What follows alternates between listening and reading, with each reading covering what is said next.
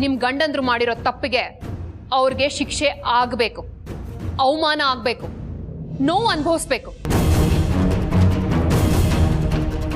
ಇವರಿಬ್ಬರನ್ನ ನಂಬ್ಕೊಂಡು ಇವರಿಬ್ರು ಹೆಂಡತಿಯಾಗಿ ಬಂದಿದ್ದಕ್ಕೆ ನಿಮಗೂ ಇದರಲ್ಲಿ ಪಾಲಿದೆ. ಹೋಗಿ.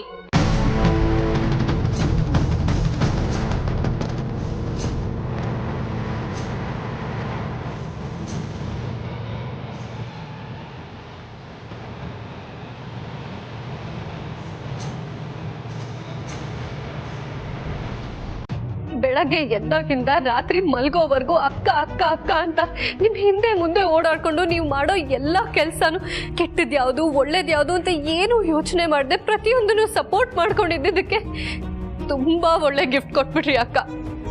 ನಿಮ್ಮನ್ನ ಅಕ್ಕ ಅಂತ ಕರೆಯೋದಕ್ಕೆ ನಾಚಿಕೆ ಆಗತ್ತೆ. ಈ ನಾಚಿಕೆ ತುಂಬಾ ಮುಂಚೆನೆ ಆಗ್ಬೇಕಿತ್ತು ಸರು. ಈಗ ಆಗ್ತಾ ಇದೆಯಲ್ಲ, ಪುಣ್ಯ.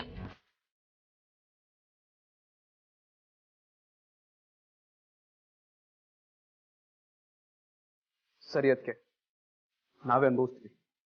ಸರ್, ಪ್ರೇಮ್, ಲಕ್ಷ್ಮಿ, ಬನ್ನಿ ಹೋಗೋಣ.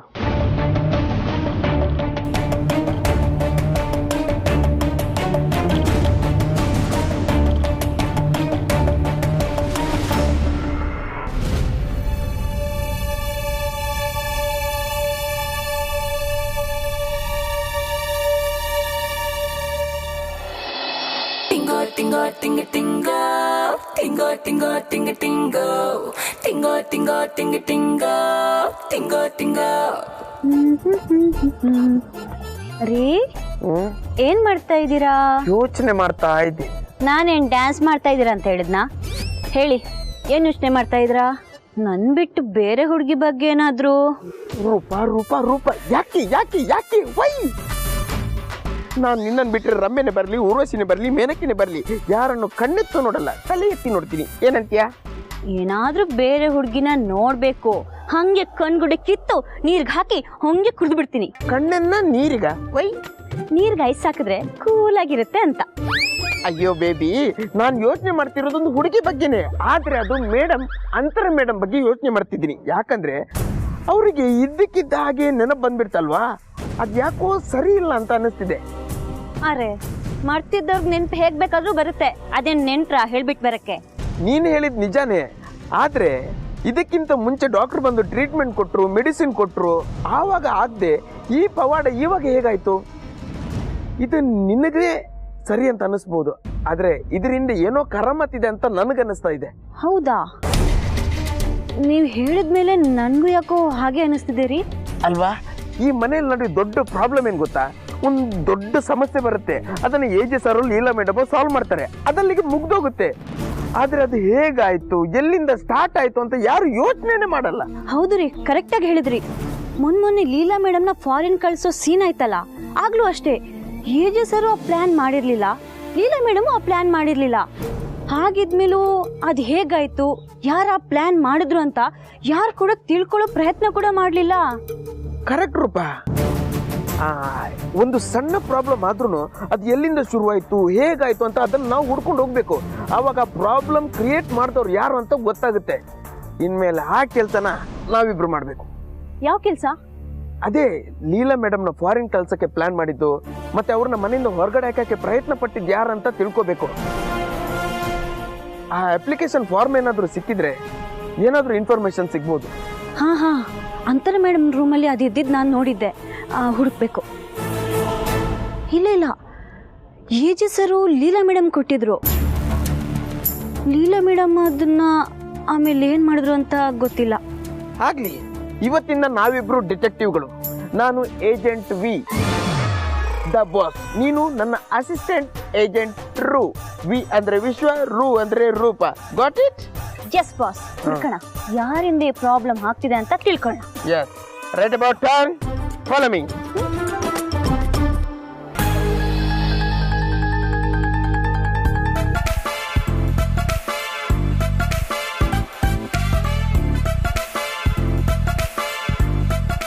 ಎಂಥ ಜೀವನ ನಂದು. ರಾಣಿ ಅಲ್ಲ, ಮಹಾರಾಣಿ ಥರ ಇರಬೇಕಾದವಳು ನಾನು. ಒಳ್ಳೆ ಮೊಬೈಲ್ ಕಳ್ಳಿ ಥರ ಇದ್ರದ್ದು ಸಿನ್ ತೆಗೆದು ಅದಕ್ಕೆ ಹಾಕಿ, ಅದ್ರದ್ದು ಸಿನ್ ತೆಗೆದು ಇದಕ್ಕೆ ಹಾಕಿ ಪಾಡು ಪಡ್ತಾ ಇದ್ದೀನಿ. ಮಹಾರಾಣಿ ಆಗೋದು ಬೇಡ, ಮಹಾರಾಣಿ ಸೇವಕಿ ಆದರೂ ಆಗಿದ್ದಿದ್ರೆ ನಾವಿಲ್ ಗರಿಯಲ್ಲಿ ಗಾಳಿ ಬೀಸ್ಕೊಂಡು ನೆಮ್ಮದಿಯಾಗಿ ಇದ್ಬಿಡ್ತಾ ಇದೆ. ಇಲ್ಲಿ ನೋಡಿದ್ರೆ ನನ್ನ ಗಂಡ ರುದ್ರ ತಾಂಡವ ಆಡ್ತಾ ಇದ್ದಾರೆ. ಎಲ್ಲದಕ್ಕೂ ಪಡ್ಕೊಂಡು ಬಂದಿರಬೇಕು. ಕರ್ಮ. ಆ ದುರ್ಗಾ ಲಕ್ಷ ದುಡ್ಡು ಕೊಟ್ಟರು ಈ 1000 ರೂಪಾಯಿ ಮೊಬೈಲಲ್ಲಿ ಜೀವನ ಮಾಡೋಂಗಾಗಿದೆ. ಜೀವನದಲ್ಲಿ ದುಡ್ಡಿರೋದು ಮುಖ್ಯ ಅಲ್ಲ, ಅದನ್ನ ಖರ್ಚು ಮಾಡೋದಕ್ಕೆ ಈ ಯೋಗ್ಯತೆ ಇರಬೇಕು ಅಂತ ಈಗ ಗೊತ್ತಾಗ್ತಾ ಇದೆ. ನನ್ನ ಗಂಡನಿಗೇನಾದರೂ ನನ್ನ ಹತ್ರ ಈ ಮೊಬೈಲ್ ಇದೆ ಅಂತ ಗೊತ್ತಾಗ್ಬಿಟ್ರೆ ಮುಗೀತು ಕತೆ. ನನ್ನನ್ನು ಸಿಗ್ದು ಫ್ರಂಟ್ ಡೋರ್ಗೂ ಬ್ಯಾಕ್ ಡೋರ್ಗೂ ತೋರಣ ಕಟ್ಬಿಡ್ತಾರಷ್ಟೇ. ಇದೆಲ್ಲ ಬೇಕಿತ್ತ ನನಗೆ? ಆದರೂ ಈ ಫೋನ್ ಬೇಕು. ಪದೇ ನನ್ನ ಮೊಬೈಲ್ಗೆ ಕಾಲ್ ಬಂದರೆ ಸರಿ ಹೋಗಲ್ಲ. ನೋಡೋಣ ಈ ಮೊಬೈಲಿಂದ ಆದರೂ ಬಯಸಿದ ಬಾಗ್ಲು ತೆಗೆಯುತ್ತಾ ಅಂತ.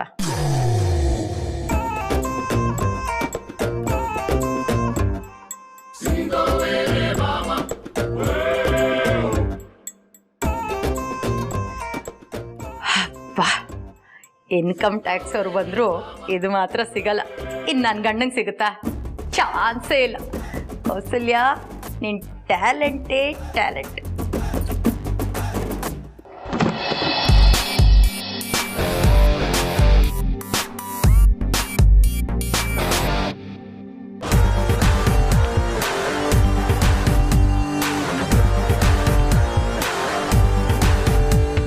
ಏಜೆಂಟ್ರು ಹೇಳಿ ಏನಾದರೂ ಸಿಕ್ತಾ? ನನಗೆ ಹೇಳ್ತಿರಲ್ಲ, ನೀವು ಕರೆಕ್ಟಾಗಿ ಹುಡುಕಿದಿದ್ರೆ ನಿಮಗೆ ಸಿಗ್ತಿರ್ಲಿಲ್ವಾ?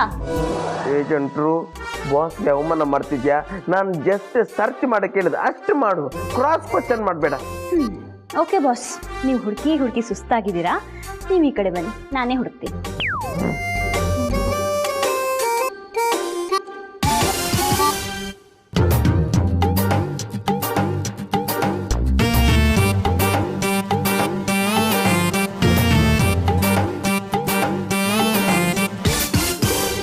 ಬಾಸ್ ಇಲ್ಲಿ ನೋಡಿ.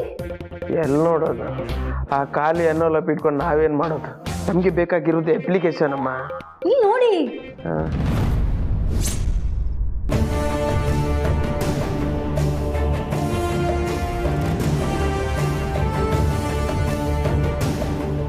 ಬಾಸ್ ಇದರಲ್ಲಿ ಅಡ್ರೆಸ್ ಇದೆ.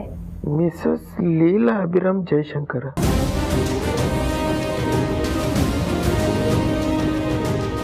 ಒಳಗೆ ಏನಿಲ್ಲ. ಮಿಸಸ್ ಲೀಲಾ ಅಭಿರಾಮ್ ಜಯಶಂಕರ್ ಅಂತ ಯಾರು ಅಪ್ಲಿಕೇಶನ್ ಹಾಕಿರ್ಬೋದು? ಲೀಲಾ ಮೇಡಮ್ ಚಾನ್ಸ್ ಇಲ್ಲ, ಬಾಸು ಚಾನ್ಸ್ ಇಲ್ಲ, ಅಜ್ಜಿನೂ ಹಾಕಿರಲ್ಲ, ನಾನು ನೀನು ಲಕ್ಷ್ಮಿ ಮೇಡಮು ಹಾಕಿರಲ್ಲ. ಇನ್ಯಾರು ಹಾಕಿರ್ತಾರೆ? ಅದು ಲೀಲಾ ಅಭಿರಾಮ್ ಜಯಶಂಕರ್ ಅಂತ. ಹಾಂ, ಏಜೆ ಸರ್ ಮತ್ತೆ ಲೀಲಾ ಮೇಡಮ್ ಗಂಡ ಹೆಂಡತಿ ಅಂತ ಗೊತ್ತಿರೋರು ಮಾತ್ರ ಮಾಡೋಕ್ಕೆ ಸಾಧ್ಯ. ನಮ್ಮಿಬ್ಬರನ್ನ ಬಿಟ್ಟು ದುರ್ಗಾ ಮೇಡಮ್ ಮತ್ತು ಸರು ಮೇಡಮ್ ಅವರಿಬ್ಬರಲ್ಲಿ ಯಾರಾದ್ರೊಬ್ಬರು ಹಾಕಿರ್ತಾರೆ. ಕರೆಕ್ಟ್. ಅವರಿಬ್ಬರ ಮೇಲೆ ಒಂದು ಕಣ್ಣಿಡೋಣ.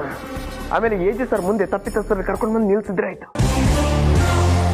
ಏಜೆಂಟ್ರು get ready. Yes boss. Follow me.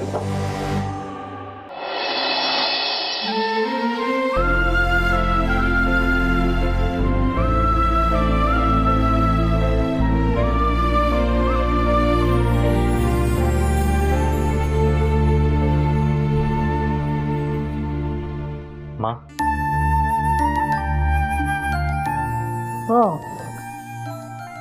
Ram, ಬಾಪ ಬಾ. ಯಾಕೋ ಅಲ್ಲೇ ನಿಂತ್ಕೊಂಡ್ಬಿಟ್ಟೆ ರಾಮ್? ಬಾ. ಏನಿಲ್ಲ, ಸುಮ್ಮನೆ ಮಾತಾಡ್ಕೊಂಡು ಹೋಗೋಣ ಅಂತ ಬಂದೆ. ಮತ್ ಬಾ.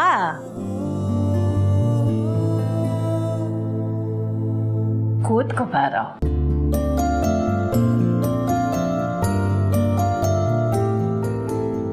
ಅಮ್ಮ, ನಾನು ನಿನ್ನ ತೊಡೆ ಮೇಲೆ ಮಲಗ್ಲಾ? ಏನೋ ಹೀಗೆ ಕೇಳ್ತೀಯ? ಬಾ ಬಾ.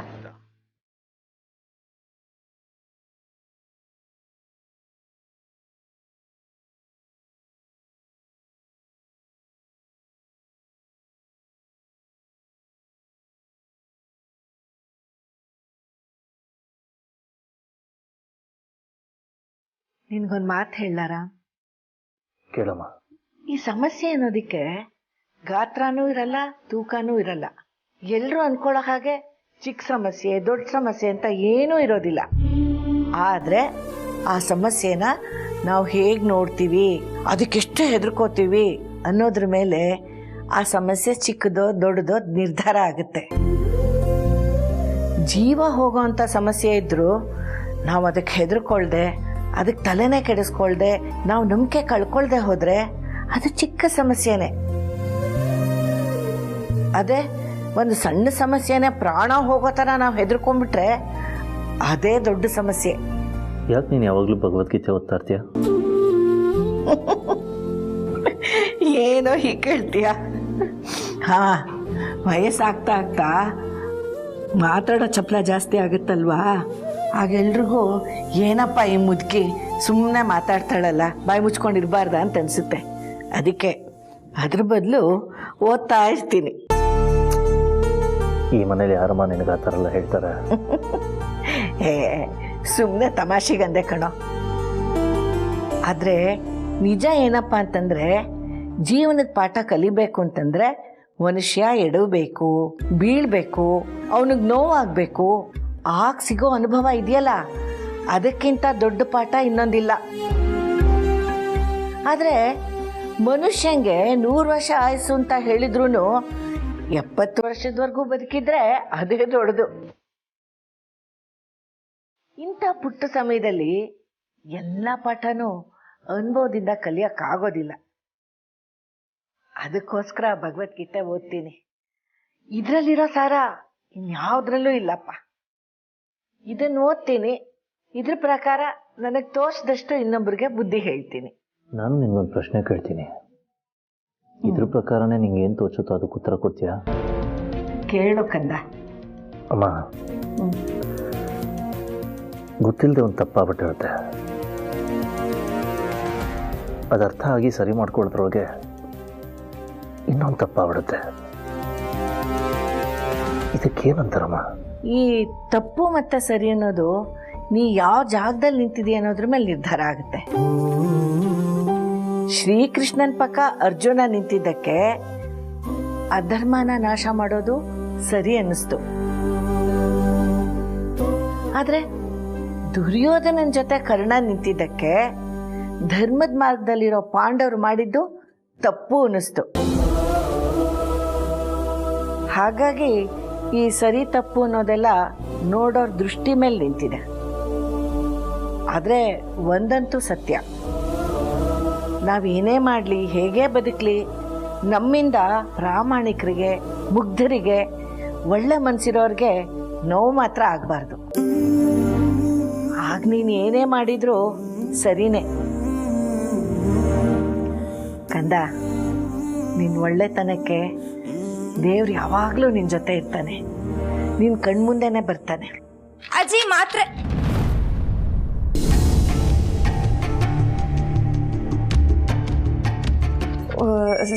ಸಾರಿ, ನೀವೇನೋ ಮಾತಾಡ್ತಿದ್ರಿ ಅನ್ಸುತ್ತೆ. ನಾನು ಆಮೇಲೆ ಬರ್ತೀನಿ. ಏ ನಿಂತ್ಕೋ. ಏ ರಾಮ್, ನಿಮ್ಮ ಮಲ್ಕೋ. ಬರೇಲಿ ಬಾಯಲಿಂದ.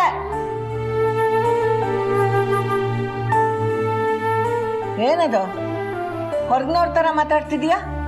ಪಕ್ಕದ ಮನೆ ಮಗು ಬಂದರೂ ಸೀದಾ ನನ್ನ ಬೆಡ್ ಮೇಲೆ ಬರುತ್ತೆ. ಅಂತರದಲ್ಲಿ ಇವಳು ಮಾತ್ರ ಏನೋ ಮೂರನೇ ಥರ ಸೋಳು ಓಮೇಲೆ ಬಿಡ್ತೀನಿ ಅಂತಾಳೆ. ಕೂತ್ಕೋ ಕೂತ್ಕೋ.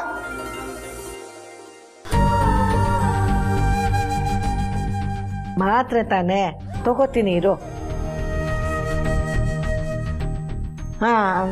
ನಾನು ಎಲ್ಲಿದ್ದೆ? ನೋಡು ರಾಮ್, ನಿನ್ನ ಮನಸ್ಸಲ್ಲಿ ಯಾವುದೇ ಥರದ ಪಾಪ ಪ್ರಜ್ಞೆ ಇದ್ರೂ ಅದನ್ನು ತೆಗೆದು ಹಾಕ್ಬಿಡು. ಯಾಕೆಂದರೆ ನನ್ನ ಮಗ ಎಂಥವನು ಅಂತ ನನಗೆ ಗೊತ್ತು. ಅವನು ಯಾವತ್ತೂ ಯಾರಿಗೂ ನೋವು ಕೊಟ್ಟವನಲ್ಲ. ನಿನ್ನ ಮನಸ್ಸಲ್ಲಿ ಇಂಥ ಪಾಪ ಪ್ರಜ್ಞೆ ಬರಬಾರ್ದು. ಗಿಲ್ಟ್ ಅನ್ನೋದು ಮನಸ್ಸಲ್ಲಿರಬಾರ್ದು. ಅದು ಮನಸ್ಸಲ್ಲಿದ್ದರೆ ಶತ್ರುನ್ ಸಾಕ್ದ ಹಾಗೆ. ಅದಕ್ಕೆ ನಿನಗೆ ಯಾರಿಂದ ಆ ಭಾವನೆ ಬರ್ತಿದ್ಯೋ ಅವ್ರನ್ನ ದೂರ ಇಟ್ಬಿಡು. ಅದೊಂದೇ ಪರಿಹಾರ. ನನ್ನ ಗಂಡಂಗೆ ನನ್ನಿಂದಾನೇ ಇಷ್ಟು ಗಿಲ್ಟ್ ಕಾಡ್ತಾ ಇರೋದು. ಹಾಗಿದ್ರೆ ಅಕ್ಕ ಹೇಳಿದ್ದು ಕರೆಕ್ಟ್ ಆಗಿದೆ. ಛೇ, ಪಾಪ ನನ್ನ ಗಂಡ ನನ್ನಿಂದ ಇಷ್ಟೊಂದು ದುಃಖ ಅನುಭವಿಸ್ತಾ ಇದ್ದಾರೆ. ಅಜ್ಜಿ ಹತ್ರ ಬಂದು ನೊಂದ್ಕೊಂಡಿದ್ದಾರೆ. ನಾನೇ ಪಾಪಿ, ನಾನೇ ಸರಿ ಇಲ್ಲ. ನಾನಿದ್ದೇನೆ ಇವ್ರಿಗೆಲ್ಲರಿಗೂ ನೋವಾಗೋದು. ಏನೇ ಅದು ನೋಡ್ಕೊಂಡು ಕೂತ್ಬಿಟ್ಟಿದೀಯಾ? ಮಾತ್ರ ಕೊಡು.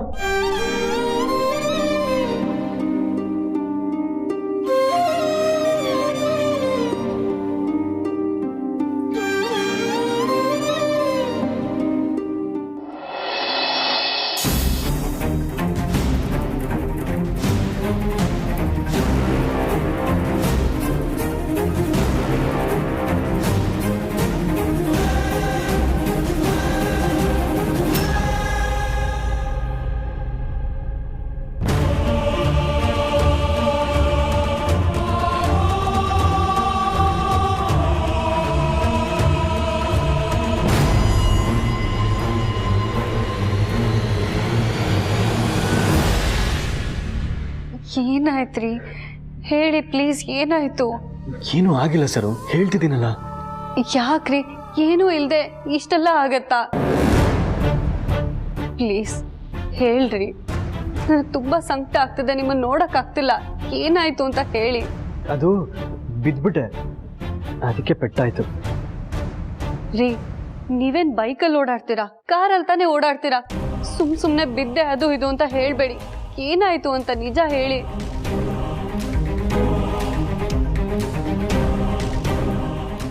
ನಿಜ ಹೇಳಿ, ಇಲ್ಲಾಂದ್ರೆ ನಾನು ಏಜೆಗೆ ಹೇಳ್ತೀನಿ. ಬೇಬಿ ಬೇಡ. ಮತ್ತೆ ಹೇಳಿ. ಯಾರು ಅಂತ ಗೊತ್ತಿಲ್ಲ.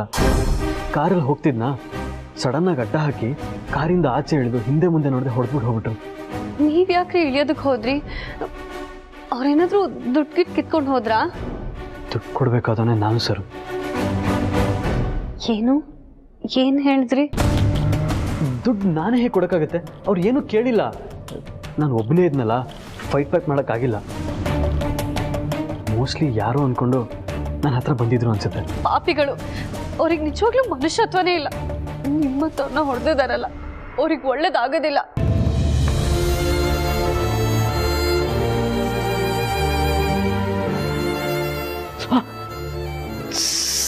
ಸಾರಿ, ನಂಗೆ ಗೊತ್ತಾಗ್ಲಿಲ್ಲ. ಸಾರಿ.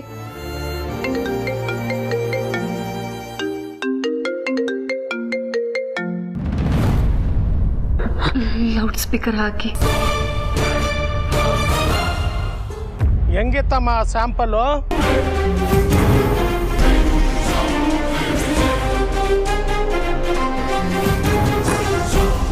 ನಾನೊಂಥರ ಸ್ವೀಟ್ ಮನ್ಸ ಹೆಂಗ್ ಹೊಡಿಸ್ತಾನೆ ಅಂತ ಯೋಚನೆ ಮಾಡ್ತಾ ಇದೀಯಾ? ಹೇಳ್ತೀನಿ ಕೇಳು. ಸ್ವೀಟ್ ಮನ್ಸ ಅಂದ್ರೆ ಬೇಕ್ರಿ ತರ. ಬೇಕ್ರಿನಲ್ಲಿ ನೀನು ಸ್ವೀಟ್ ಕೇಳಿದ್ರೆ ಕೊಡೋಕ್ಕಿಂತ ಮುಂಚೆ ಸ್ಯಾಂಪಲ್ ತೋರಿಸ್ತಾರಲ್ಲ, ಹಂಗೆ ಇದು. Just sample. 1 ವಾರ ಟೈಮ್ ಕೊಟ್ಟಿದ್ದೀನಲ್ಲ, ಇದೇ ತರ ದಿನಕ್ಕೊಂದು ಸ್ಯಾಂಪಲ್ ಕೊಡ್ತಾನೇ ಇರ್ತೀನಿ. ನಿನಗೆ ಮಾತ್ರ ಅಲ್ಲ, ನಿಮ್ಮ ಅಣ್ಣನಿಗೂ ಇದೇ ತರ ಸ್ಯಾಂಪಲ್ ಇರುತ್ತೆ. ಇವನ್ ಸರಿ ಇಲ್ಲ ರೀ. ಇದೇ ಟೈಮ್ಗೆ ದುರ್ಗಾಕನು ನಮ್ ಕೈ ಕೊಟ್ಟಿದ್ದಾರೆ. ಏನ್ರಿ ಮಾಡೋದು ಇವಾಗ? ನಾವು ಮಾಡಿದ ತಪ್ಪಿಗೆ ನಾವೇ ಶಿಕ್ಷೆ ಅನುಭವಿಸ್ಬೇಕಿತ್ತು. ನಿಮ್ವರೆಗೂ ಬರುತ್ತೆ ಅಂತ ನಾನು ಅನ್ಕೊಂಡಿರ್ಲಿಲ್ಲ. Really sorry baby. ರೀ, ಪ್ಲೀಸ್ ನೀವು ಹೀಗೆ ಹೇಳ್ಬೇಡಿ. ನನಗೆ ಅಳುನೇ ಬರುತ್ತೆ. ದುರ್ಗಾ ಅಕ್ಕ ಇದೇ ಟೈಮ್ಗೆ ಹೀಗೆ ಮಾಡಿಬಿಟ್ರು. ಅವ್ರ ಬುದ್ಧಿ ತೋರಿಸ್ಬಿಟ್ರು. ಎಷ್ಟು ಮೋಸ ಮಾಡಿಬಿಟ್ರು ನನಗೆ. ನಮ್ಮನ್ನ ಆ ದೇವರೇ ಕಾಪಾಡಬೇಕು.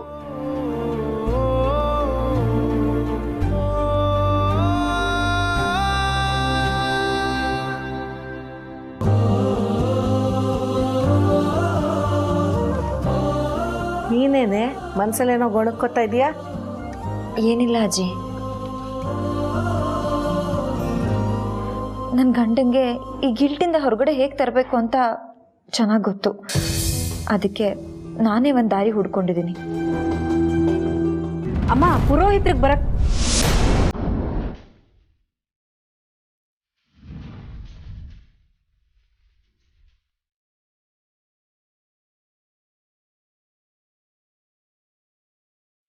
ಲೀಲಾ, ನಿನಗೆ ಸೂಕ್ಷ್ಮಗಳೇ ಗೊತ್ತಾಗಲ್ವಾ?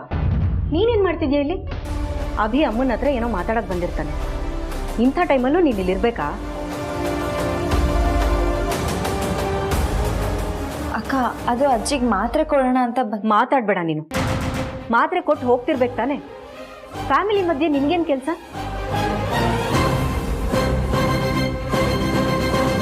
ನೀನೇನು ಮಾಡ್ತಿದ್ಯಾ ಇಲ್ಲಿ? ಇದು ಸರಿ ಇಲ್ಲ ಲೀಲಾ.